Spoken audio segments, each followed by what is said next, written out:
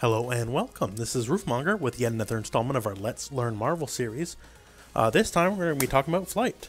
So before I get into some of the more advanced stuff here, I do want to talk about the baby basics, and you might know, and honestly you probably know some of this, but I don't feel right if I don't go over it anyways, just in case. So first up, all flights last a set amount of time. So not in perpetuity, you will eventually have to touch the ground again. And secondly, as long as you're flying, you're allowed freedom of all 8 directions. So you can keep going any direction you hold, you'll be moving in that direction. Some characters are afforded the ability to air dash, and if you can air dash, you can air dash while flying, as you see here. And if you have an 8-way air dash, same deal. You can hit any of the 8 directions, dash, and you're good to go. Now, one thing, character specific is the height you start your flight at if you're on the ground.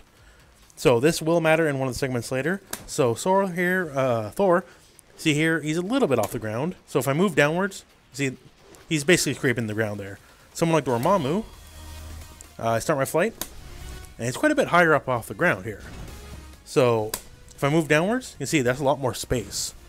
And some people, like say Dormammu or Ultron, even if you do it in the air, they'll maintain some of that forward upward momentum and go up a bit while they're doing their flight. So that can affect combos, and can affect a bunch of other stuff. Now, the second thing, and it'll be the thing we're going into directly after this, is the rules of dashing while you're in the air. So, if you're flying and you dash, you dash, and when you're dashed over, you recover your fly. You are allowed to light attack, and here, we're going to super jump, dash, light attack, and you see here, after the light attack is over, the flying still continues. However, if you dash heavy attack, your fly is over, no matter what. Unless you connect with, say, a Fierce Punch and you go back into a dash. That's like the essence of the staircase combos, for example. So if you manage to, say, hit a heavy attack, dash again, you're dashing normally and you're flying again. So that's what we're going to go into next is how to get some extra movement out of your flight with jab canceling your flights. So now I'm going to show you about jab canceling flight dashes. So as we mentioned here in the beginning of the video with the basics, so if you dash and jab and you're flying first, you'll recover and you'll still fly. So what we're going to use there is use this concept to kind of really up our flight mobility. In the older Marvel games, you could plink air dashes and you could really turbocharge your movement in the air, and unfortunately it doesn't work quite the same way in this game. But this is the best way to get fast movement in the air. So we're going to fly, we're going to dash while flying, jab, and then dash, jab, and kind of repeat. So we're going to look a bit something like this. First attack. So you see here, it's a bit janky looking, obviously, but it's a way to kind of very quickly gain space, like certainly much faster than dash, wait, dash, wait, dash, wait, or just manually moving around. So I'm going to show you one more repetition of this, just to kind of really cement in how it looks. So during that sequence of events, you may have noticed that I was kind of slowly approaching the ground. Each dash, while gaining a lot of space, I was slowly going lower and lower to the ground. So that can be alleviated with 8-way air dashing. You can hold up, back, up, or up forward if your character is able to do that. But that is also a bit character dependent. So here we're going to switch to Captain Marvel. So see here, I'm just going to dash and then I'm going to jab.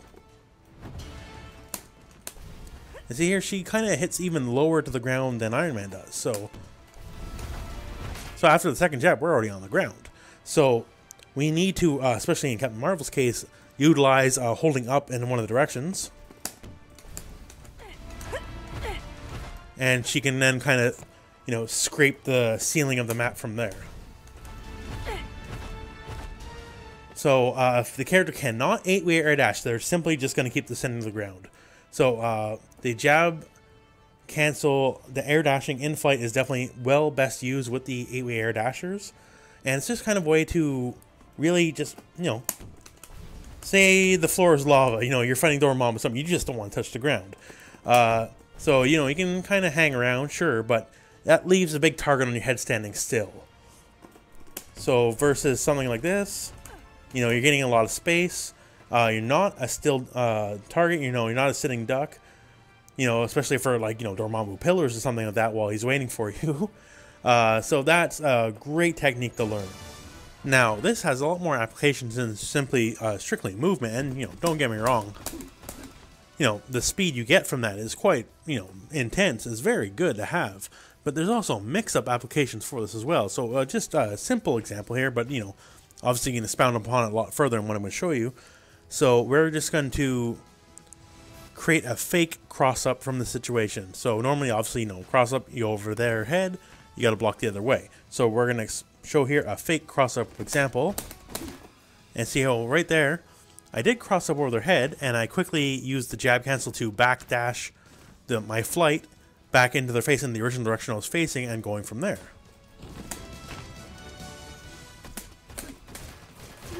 So once again there, you know, just quickly go on one side and then come back on the other. So it's just one of the many applications you can have with the jab cancel, is you can quickly divert your angles, the multiple possibilities. So, you know, a left-right is just one of the many simple things. Like you can, you know, go straight down. Perhaps you have a command grab like Thor or something. You know, he can do the same thing. It's very just, it's kind of a can opener tool. There's so many possibilities that your opponent, you know, very rarely is going to be able to block all of them. And you can just kind of really just keep going from there and creating more and more mix-ups. Now, I'm going to show you some fun stuff here about flight and flight heights and how to break it. So, we're going to fly here with Morgan and see if we just fly into Iron Man, you know, he's impassable terrain basically. So if we want to get up, we got to go up and around, and there we are. There is a certain point, for most characters it's about their waist down, where your legs can kind of like pass through, and see here, we're just kind of going through them. So at which point, you know, you can go like, oh, and, you know, cross up head on the other side. So, it's not terribly tricky or nothing, because, you know, if we go up and around, you know, that in and of itself, you know, visually isn't very confusing, not going to trick people. But certain characters can just kind of bypass all these rules. And specifically, Doctor Strange is the best at this, and Thor and Iron Man can also do it to some degree. So Doctor Strange, so same deal, we're going to do a fly, and, you know, we can do our up and around and all that. But instead, how about this? We're just going to fly, oh, and we just, you know, go through him like he's not even there.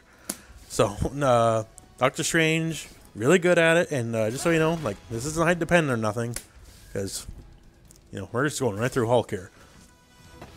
So this kind of stuff leads to some really tricky stuff. So, say you have some sort of combo, some sort of setup with Doctor Strange, you do teleport, and you just fly right through, and then double hit him, so you can go and back around, and that kind of stuff. It's all very tricky. So, some characters, now if we go back to Morgan here, so obviously, just like Iron Man, she's not going through Hulk at all.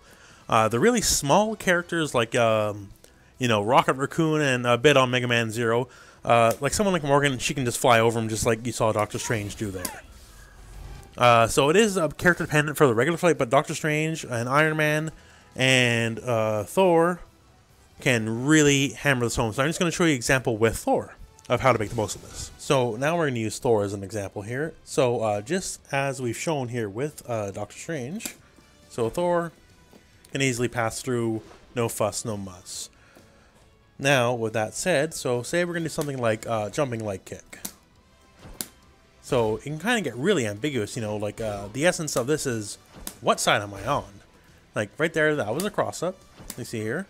But say we're just going to do it 1 split second slower, and then all of a sudden that cross up is now same side. And for Thor specifically, he can go and from his jumping leg kick into Fierce Punch. So say you do that, and you can just go from that jumping leg kick into Fierce Punch into an air dash down on the ground and into full combo. And go from there. So you're obviously gonna have to create setups, so you're not just gonna, like, you know, walk up to your enemy raw and like do that against them, because any button press is gonna knock you out. Don't get me wrong, right? You're gonna need like a specific setup or gimmick to get this kind of setup on you, but it is an incredibly difficult to, like right here, that was same side. Like Thor was basically on the clear other side of Iron Man. That was same side. But if we move even 1 pixel further away from that, then it's an actual cross up. So that's kind of the essence of this, is really forcing diabolical 50-50 left-right, because it's incredibly visually difficult to tell what side you're going to be on. Some of the other fly characters, you know, like if they got to go up and around, it's, you know, much more obvious, you know, block left or block right. But for someone like Thor, that's not the case. You can really mess with people's perception and force an incredibly difficult to block situation. So to very quickly go back to heights, so someone like Dormammu, since he flies much higher, he can do the same deal, but it's not as ambiguous as, say, like a Doctor Strange or a Thor, simply because he is that much higher up. He doesn't like cover the foe's body, obscuring the field of play. So it's not quite the same. And I do keep note here, for the exceptionally tall characters like Doctor Strange, you're not going to be able to pass through. See here, I got to do the old up and around to get past Doctor Strange. But for anyone smaller than him, and he's a giant of a character, he's even towering over Thor just because of the nature of his stance. Anything shorter than that, you're good to go. And that concludes our video for now. I do hope the concepts of jab canceling your flight dashes and the float overs for very low to the ground flights kind of, you know, open your mind to the possibilities of all the stuff flight can have. Having flight is always better than not having flight, so, you know, it's a distinct advantage of the characters that can do that. And that's kind of what we have for now. So thank you very much for watching. I hope this video found you well. Go out and play some Marvel.